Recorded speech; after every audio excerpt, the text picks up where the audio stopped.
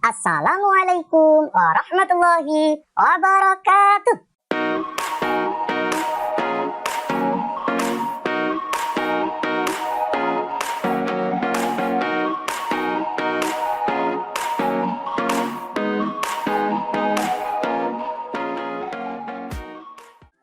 Halo sahabat cerdas, jumpa lagi bersama saya, Pak Rip, Guru SD, dalam Ruang Belajar. Sahabat cerdas yang berbahagia dimanapun kalian berada, pada video kali ini kita akan bersama-sama belajar. Belajar apa ya? Kita akan belajar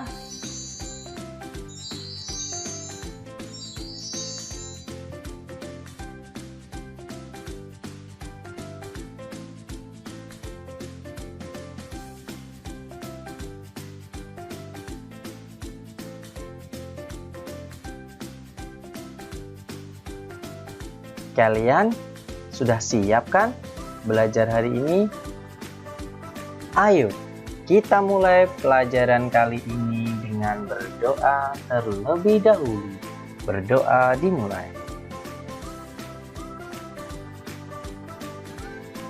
Berdoa selesai. Sahabat cerdas, ayo kita mengamati gambar berikut. Nah, setelah kalian amati gambar ini, bisa tidak sahabat cerdas menceritakan apa yang ada di gambar ini? Wah, pasti bisa dong. Nah, gambar 1 ceritanya ada apa di situ?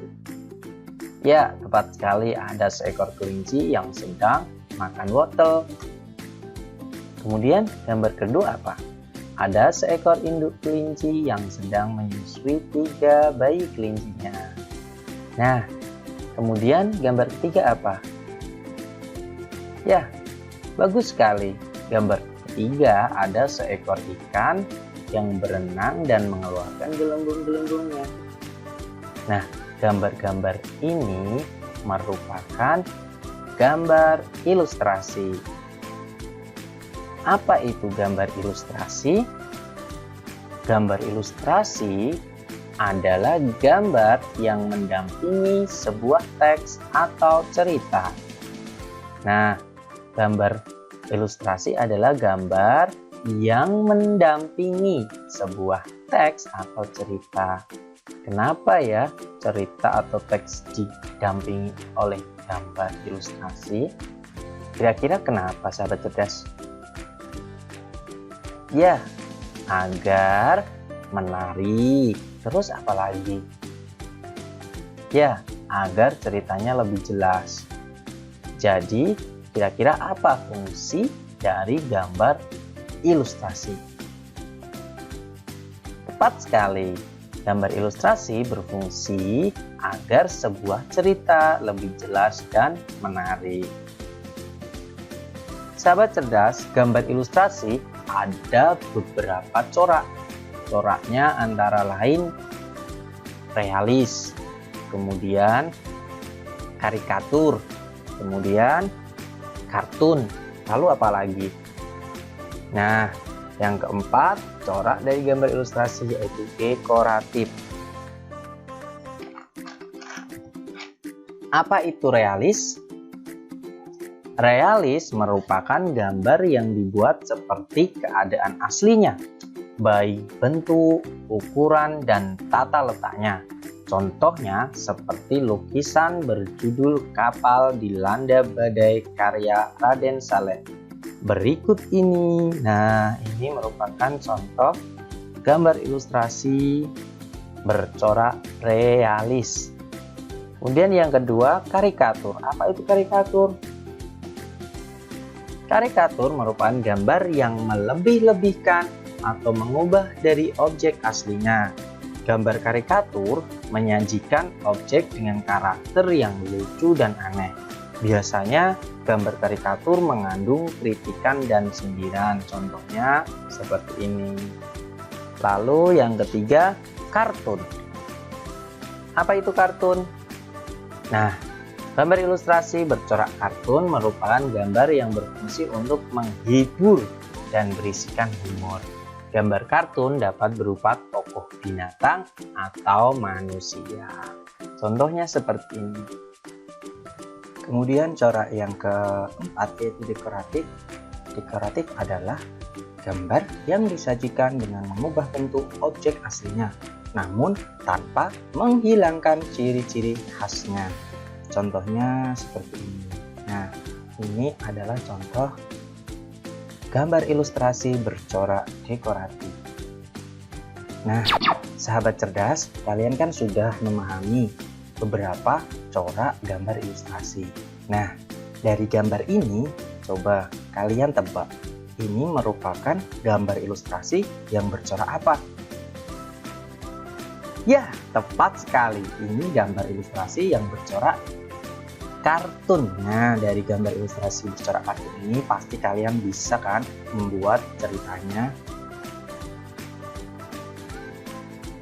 Nah, contohnya seperti ini.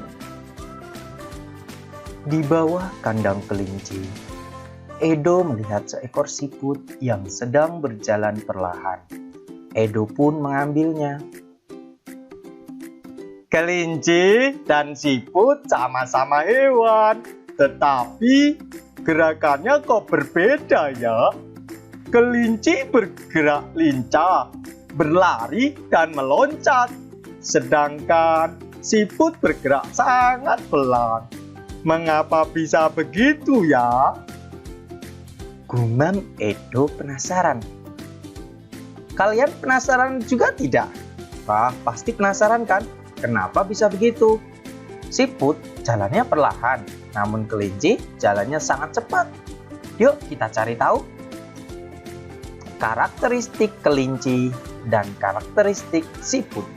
Apa saja ya karakteristik mereka? Yang pertama, kelinci gerakannya lincah dan cepat. Kalau siput, gerakannya lambat. Karakteristik yang kedua, kelinci berpindah tempat dengan berlari, berjalan, dan meloncat. Kalau siput berpindah tempatnya seolah-olah merayap. Nah, yang ketiga ini, karakteristik kelinci adalah hewan vertebrata dan siput hewan avertebrata. Apa itu vertebrata dan avertebrata? Vertebrata dan avertebrata. Vertebrata adalah golongan hewan yang memiliki tulang belakang. Sedangkan avertebrata adalah golongan hewan yang tidak memiliki tulang belakang. Nah, paham kan apa itu vertebrata dan apa itu avertebrata? Ciri-ciri lebih lanjut yaitu hewan vertebrata memiliki tulang belakang. Kemudian avertebrata tidak memiliki tulang belakang. Ciri yang kedua, vertebrata tubuhnya simetri bilateral. Kalau avertebrata tubuhnya ada yang simetri bilateral, ada yang simetri radial.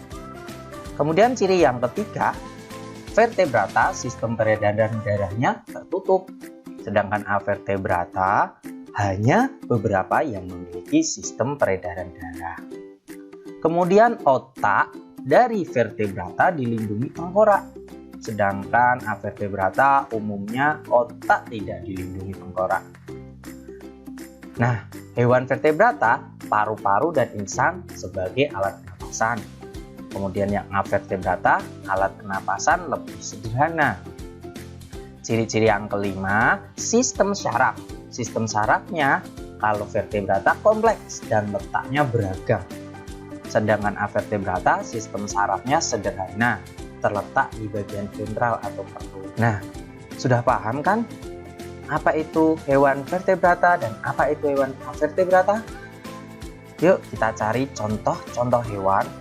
Hewan apa saja yang merupakan hewan vertebrata dan hewan apa saja yang merupakan hewan avertebrata. Vertebrata, contoh hewannya ada ikan, ada kera, ada merpati atau burung yang lain, terus ada penyu, terus ada meow, meow, ada kucing, ada ular, ada buaya, ada salamander, dan masih banyak lagi. Nah, hewan-hewan ini merupakan contoh hewan vertebrata yang memiliki tulang belakang atau di dalam tubuhnya terdapat tulang ya.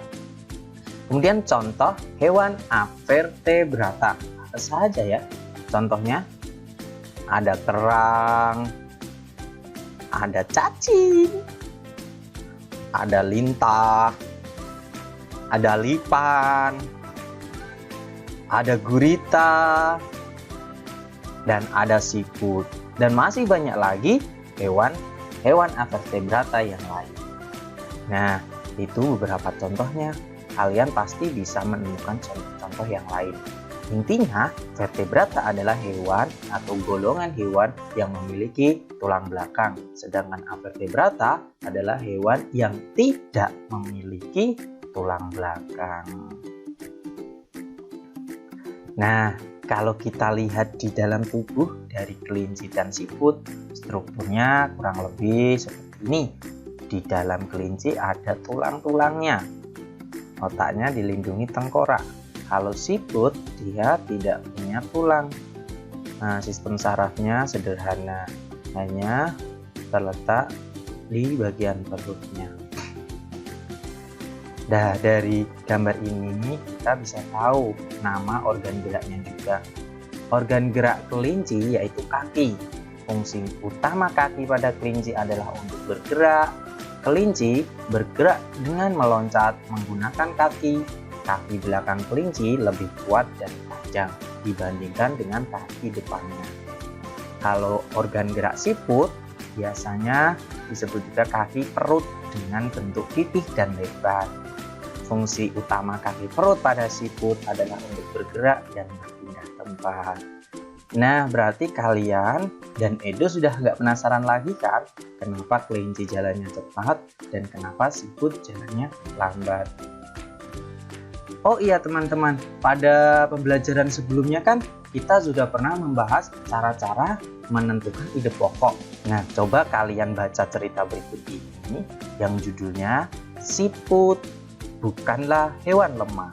Nah, kalian baca ya.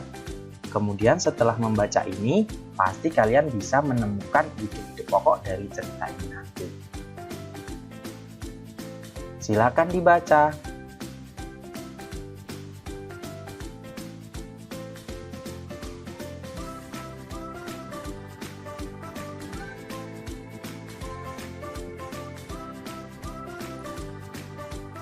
Nah, sudah selesai ya membacanya. Nah, setelah selesai membaca cerita Siput Bukanlah Hewan yang Lemah, pasti kalian sudah menemukan apa ide-ide pokok dari setiap paragrafnya. Ide pokok paragraf pertama yaitu siput menurut sebagian orang dianggap sebagai hewan yang lamban dan menjijikkan. Ide pokok dari paragraf kedua yaitu sebenarnya siput memiliki kelebihan dan keistimewaan. Ide pokok dari paragraf ketiga yaitu siput merupakan hewan yang berjasa dalam penguraian serpihan daun-daunan. Ide pokok yang keempat yaitu siput adalah sang pengembara yang mandiri. Paragraf terakhir ide pokoknya adalah siput memiliki pertahanan diri yang baik dalam beradaptasi dan juga dalam pertahanan diri dari serangan predator. Nah, kalian sudah bisa semua kan menentukan ide pokoknya. Nah, selamat ya kalian sudah menyelesaikan pembelajaran kali ini tentang organ gerak hewan pada pembelajaran kelima. Semoga ilmu hari ini dapat bermanfaat untuk kita semua. Terima kasih, sampai ketemu di pembelajaran berikutnya. Assalamualaikum warahmatullahi wabarakatuh.